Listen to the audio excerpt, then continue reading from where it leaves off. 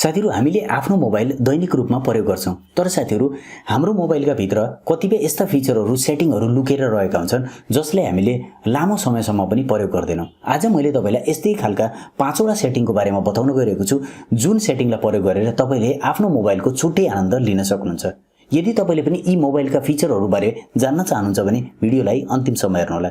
साथीहरू यदि तपाई च्यानलमा नयाँ हुनुहुन्छ भने च्यानललाई सब्स्क्राइब गरिदिनु होला र साइडमा रहेको बेल आइकन प्रेस गरेर अल नोटिफिकेसनलाई अन गरिदिनु होला, जसले गर्दाखेरि आगामी समयमा आउने यस्तै खालका भिडियोहरू मिस हुने छैनन्। नमस्कार, म कृष्ण घिमिरे तपाई सम्पूर्णलाई युट्युब च्यानलमा स्वागत गर्न चाहन्छु। ल साथीहरू, टपिक सुरु गरौँ। साथीहरू आजको यो टपिक यदि मन परेको छ भने प्लिज साथीहरू भिडियोलाई लाइक गरेर अगाडि बढौँ। 100 लाइकको टार्गेट छ, पूरा गरिदिनु होला।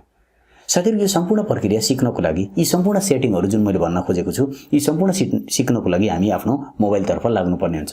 ल साथीहरू अब लागौँ मोबाइलतर्फ। साथीहरू हामी आफ्नो मोबाइलमा आइसकेका छौँ। सबैभन्दा पहिलो सेटिङ जुन मैले बताउन गइरहेको छु साथीहरू, यो सेटिङलाई प्रयोग गरेर हामीले क्विक तरिकाले टाइपिङ गर्न सकिन्छ। त्यसको लागि साथीहरू म एउटा यसमा चाहिँ मेसेन्जर छ, मेसेन्जरमा गएर सेटिङ गरेर देखाउँछु तपाईलाई साथीहरू। जस्तै मेसेन्जरमा जाउँ साथीहरू। अब मेसेन्जरमा मैले एउटा आफ्नै एउटा सेटिङ बक्स छ, त्यसमा जान्छु म साथीहरू। यहाँ हेर्न सक्नुहुन्छ। अब मान्नुहोस् मैले यहाँ सेटिङ गर्नु पर्यो भने मैले जसरी मान्नुहोस् लेख्न पर्यो कि कुनै साथीलाई मैले कुराकानी गर्न खोजेको छु, hello sir how are you लेख्न पर्यो भने मैले के गर्छु, HELLO hello sir how are you. हेर्न सक्नुहुन्छ साथीहरू कति ढिलो टाइपिङ भइरहेको छ। अब साथीहरू हेर्न सक्नुहुन्छ यस्तो तरिकाबाट हामीले सेटिङ गर्दाखेरि एकदमै टाइम वेस्ट भइरहेको हुन्छ। अब मैले यसलाई एकदमै क्विक तरिकाले कसरी गर्न सकिन्छ त्यो सिकाउन गइरहेको छु। त्यसको लागि तपाईले के गर्नु, यो सबै मोबाइलमा अभाइलेबल रहन्छ। जस्ट तपाईले के गर्नु भने यतापट्टि हेर्न सक्नुहुन्छ 1 2 3 लेखेको छ, यतापट्टि तलपट्टि कमाको साइन छ, यसमा टच गरिराख्नु होला र यतापट्टि सेटिङमा आउनु होला। सेटिङमा आइसकेपछि हेर्न सक्नुहुन्छ हामी सेटिङमा आएका छौँ। यहाँ तलपट्टि हेर्न सक्नुहुन्छ ग्लाइड टाइपिङ भनेको छ, ग्लाइड टाइपिङ, यसमा टच गरिदिनु होला। यहाँ टच गरेर इनेबल ग्लाइड टाइपिङलाई अन गरिदिनु होला, सबैले अन गरिदिनु होला साथीहरू। अब सबै अन गरेपछि हामी ब्याक जानुपर्ने हुन्छ। अब हामी फेरि टाइपिङमा आइसकेका छौँ। अब मैले અહીં लेखेकै कुरा फेरिबाट तपाईलाई लेखेर देखाउँछु, hello sir how are you. हेर्न सक्नुहुन्छ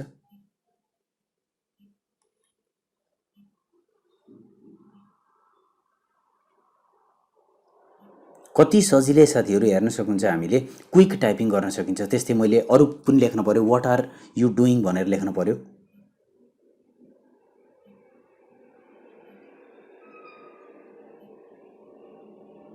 हेर्नुहोस् कति छिटो मैले टाइपिङ गरिरहेको छु। I want to share your document लेख्छु मैले।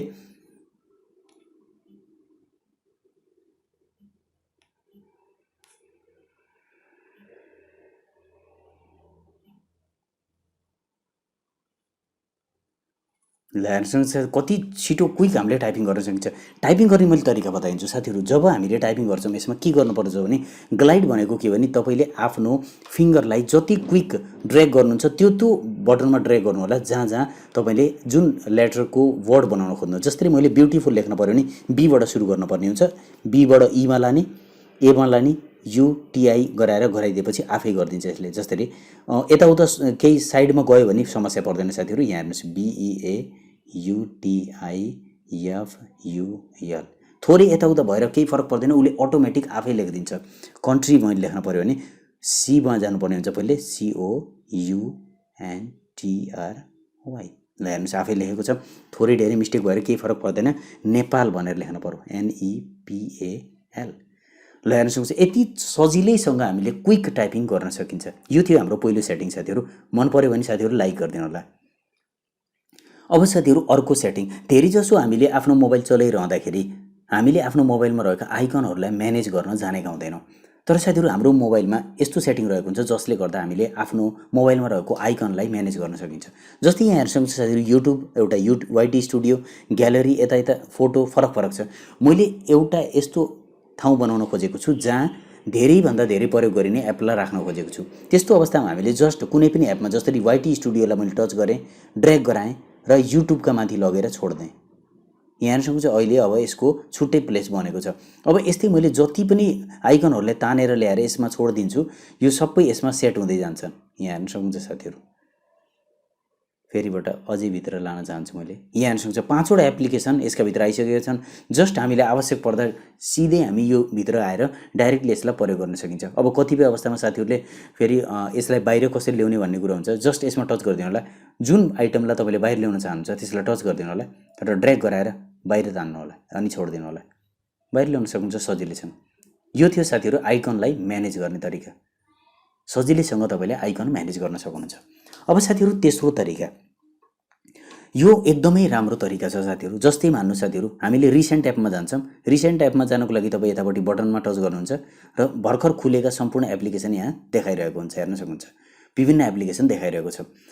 अब मैले यदि यहाँनिर आएर क्लियर गराइदिएँ भने हेर्न सक्नुहुन्छ सम्पूर्ण एप्लिकेसन यहाँबाट हट्छन्। म फेरि गएर देखाउन चाहन्छु साथीहरू, केही पनि छैन, नो रिसेन्ट आइटम भनेको छ। तर साथीहरू तपाईँले चाहनुहुन्छ कि कुनै एप्लिकेसन तपाईँले लगातार प्रयोग गरिराख्नुहुन्छ र त्यसलाई तपाईँले त्यहाँबाट हटाउन चाहनुहुन्न भने, जस्तै मैले युट्युबलाई प्रयोग गरेँ। अब ब्याक जाउँ, फेरि अर्को मैले एउटा खोलेँ साथीहरू, यतापट्टि प्ले स्टोर खोलेँ। त्यस्तै साथीहरू मैले यतापट्टि अर्को खोलेँ साथीहरू, एउटा क्यालकुलेटर पनि खोलौँ। ल हेर्न सक्नुहुन्छ साथीहरू, अब यी सम्पूर्ण एप्लिकेसन पछाडि खुलिरहेका छन्। यहाँ हेर्न सक्नुहुन्छ तिनटै एप्लिकेसन देखाएको छ। अब मैले चाहन्छु कि युट्युब अरू सम्पूर्ण क्लियर हुँदा पनि युट्युब क्लियर नहोस् भनेर चाहन्छु भने जस्ट युट्युबका माथि टच गरिराख्ने। यता अप्सन आएका हुन्छन्, माथिपट्टि हेर्न सक्नुहुन्छ लक भन्ने अप्सन रहेको हुन्छ। जस्ट लक भन्ने अप्सनमा टच गरिदिनु होला। अब माथिपट्टि लक लागेको छ, यहाँ हेर्न सक्नुहुन्छ। अब मैले यहाँबाट क्लियर गराएँ भने के हुन्छ हेर्नुहोस्। अब फेरिबाट गएर हेरौँ, त्यहाँ युट्युब जस्ताको तस्तै छ। यसले हामीलाई के फाइदा हुन्छ नि साथीहरू, हामीले अन्तिम समयमा आफूलाई एकदमै आवश्यक पर्ने एप्लिकेसनलाई यहाँ धेरै बेरसम्म राख्न सकिन्छ। जसले गर्दाखेरि के हुन्छ भने हामीले त्यो एप्लिकेसनलाई क्विक खोल्न सकिन्छ, टाइम वेस्टिङ हुँदैन, छिटै खुल्छ यो एप्लिकेसन। यस्तो तरिकाबाट तपाईँले यो सेटिङको फाइदा लिन सक्नुहुन्छ। एकदमै राम्रो सेटिङ छ साथीहरू। यो सेटिङ मन पर्यो भने लाइक गरिदिनु होला। अब साथीहरू अर्को सेटिङ मैले जुन बताउन गइरहेको छु साथीहरू, एकदमै बेस्ट सेटिङ छ। अब साथीहरू कहिलेकाहीँ के हुन्छ भने हामीले यसमा विडगेटहरू सेट गर्नुपर्ने हुन्छ। जसरी मान्नुहोस् यहाँ हेर्न सक्नुहुन्छ, मैले देखाउँछु तपाईँलाई। मेरो एउटा यो स्क्रिन रहेको छ, एउटामा यो भयो, एउटा यो यतापट्टि हेर्नु भने यो सुरुको फ्रन्ट स्क्रिन 1 2 3। अब मैले चौथो यता थप्न चाहेँ भने त्यस्तो अवस्थामा कहाँबाट थप्ने होला, एउटा अझै मैले एप्लिकेसन राख्नको लागि थप्छु भन्ने मनमा आयो भने त्यस्तो अवस्थामा तपाईँले के गर्नु होला भने साथीहरू, कुनै पनि आइकनलाई छुनु होला, ड्र्याग गर्नु होला र कर्नरमा लानु होला। अटोमेटिक नयाँ क्रिएट हुन्छ। यहाँ हेर्न सक्नुहुन्छ साथीहरू नयाँ क्रिएट भयो। अब 1 2 3 4वटा भयो, 1 2 3 4।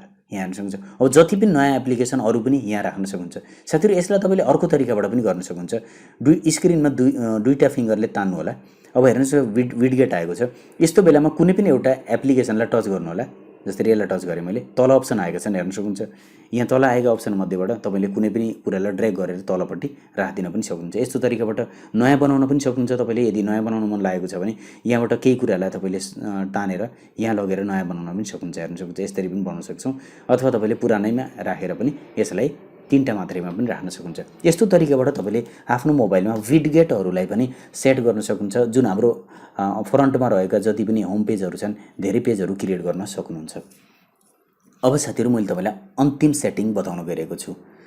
अब कहिलेकाहीँ के हुन्छ भने हामीले विभिन्न एप्लिकेसन आफ्नो मोबाइलमा राख्छौँ। आजभोलि धेरै मोबाइलहरूमा एप्लिकेसन धेरै रहन्छन्। अब यहाँ हेर्न सक्नुहुन्छ विभिन्न एप्लिकेसन खोजिरहँदाखेरि हामीलाई कहिलेकाहीँ थाहा हुँदैन कि कुन एप्लिकेसन कहाँ छ। यहाँनिर एउटा सेटिङ रहेको हुन्छ जुन हामी मध्येबाट धेरै प्रयोगकर्ताले अहिलेसम्म प्रयोग गर्नुभएको छैन। तलपट्टि हेर्न सक्नुहुन्छ डट आएका छन्, कलरफुल डट आएका छन्। यसमध्येबाट कुनै पनि एउटा डटलाई चुज गर्नु। जस्तै मान्नुहोस् हामीले फेसबुक चलाउनु पर्ने भने ब्लू कलरमा हुन्छ, ब्लू कलरमा टच गरिदिने। जति पनि एप्लिकेसन ब्लू कलरका छन् यहाँ आएका छन्, फेसबुक खोज्न पनि सजिलो भयो। हेर्न सक्नुहुन्छ साथीहरू। अब जसरी हाम्रो पात्रो नेपाली एप्लिकेसन जसमा चाहिँ हामीले न्युजहरू रिड गर्छौँ, त्यसको लागि रातो रेड कलरमा जानु होला। सम्पूर्ण यहाँ हेर्न सक्नुहुन्छ आएको छ। युट्युब पनि यसैमा रहन्छ। यस्तो तरिकाबाट तपाईँले कुनै पनि एप्सको कलर तपाईँलाई थाहा छ भने सजिलैसँग त्यो एप्सलाई यहाँ आएर तपाईँले खोल्न सक्नुहुन्छ। जस्तै येलो कलरमा जाने भने यी येलो कलरका एपहरू रहेका छन्। जस्तै एडसेन्सहरू भयो, वेदरहरू, म्याप्सहरू, यो सबै येलो कलरमा रहन्छ। त्यस्तै यतापट्टि ब्ल्याक कलरमा के रहेका छन् यहाँ हेर्न सक्नुहुन्छ। टिकटक रहेको छ। यस्ता एप्लिकेसन डाइरेक्ट तपाईँ यहाँबाट गएर हेर्न सक्नुहुन्छ। यस्तो तरिकाबाट सजिलैसँग कुनै पनि एप्सलाई हामीले खोल्न सकिन्छ। साथीहरू यो सेटिङ पनि मन पर्यो भने लाइक गरिदिनु होला। ल हेर्न सक्नुहुन्छ साथीहरू कति सजिलै हामीले यी फिचरको प्रयोग गरेर मोबाइलको छुट्टै आनन्द लिन सकिन्छ। यी 5वटा फिचर मध्येबाट तपाईँलाई सबैभन्दा राम्रो फिचर कुन लाग्यो कमेन्ट सेक्सनमा कमेन्ट राखिदिनु होला। आशा गर्दै साथीहरू यो भिडियो तपाईँलाई मन परेको छ। यदि भिडियो मन पराउनु भएको छ भने प्लिज साथीहरू भिडियोलाई लाइक गरिदिनु होला, धेरैभन्दा धेरै साथीहरूलाई भिडियो सेयर गरिदिनु होला, मनमा केही जिज्ञासा छ भने कमेन्ट गरिदिनु होला। र यदि तपाईँले मलाई पर्सनली सोध्न चाहनुहुन्छ टेक्निकल भ्युज 71 इन्स्टाग्राम आइडीमा फलो गर्नु होला। आजको लागि यति राख्न चाहन्छु। छिट्टै नयाँ भिडियोमा भेट्नुहुनेछ। धन्यवाद।